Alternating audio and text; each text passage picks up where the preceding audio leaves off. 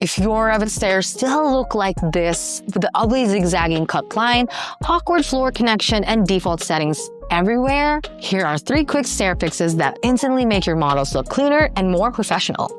Once you're ready, let's get started.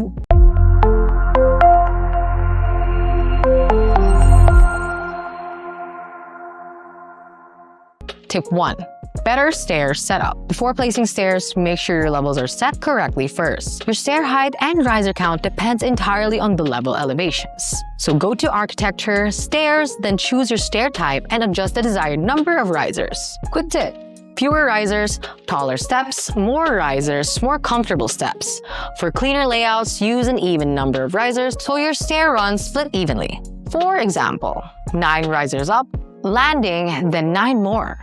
You can also adjust stair width, flip the stair direction, and assign railings immediately while modeling. And one underrated trick, you can actually remove the side stringers and use center support instead for a much cleaner, modern look. Tip 2. Remove the ugly zigzag. Let's fix that with one of the worst default settings in Revit stairs, this zigzag cut line. Select the stair, edit type, then graphics, then cut mark type. Instead of single zigzag, and switch it to double line, no zigzag, then slightly extend the cut line length. That alone makes your stair graphics look way cleaner in plans. Small detail.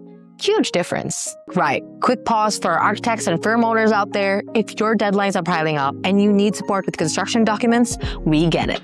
At MGS Global Group, we're architects helping out other architects. And we've been doing this for 18 years, and our team plugs right into your workflow with on-demand project architects specializing in BIM.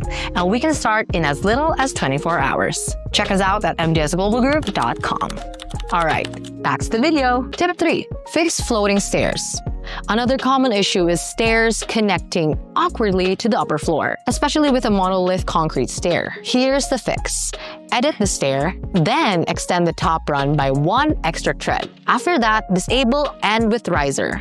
This removes that awkward vertical edge that usually sticks out into the floor's finish. Then edit the floor boundary and align it properly with the stair edge. The result looks much more realistic, like the stair was actually built to connect to the slab correctly. And that's it. Those were the 3 quick Revit stair fixes that instantly improve your model. Honestly, most people leave these defaults untouched, but small details make a huge difference in presentations and documentation. If you like this video, give us a like, subscribe, and hit the notification bell icon so you get notified every time we post, because now we post twice a week.